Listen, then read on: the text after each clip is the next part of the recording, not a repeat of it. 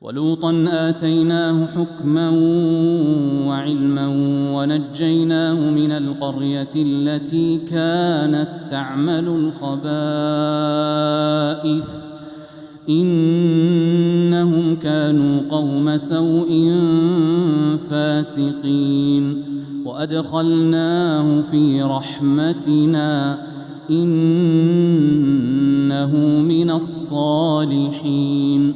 ونوحا إذ نادى من قبل فاستجبنا له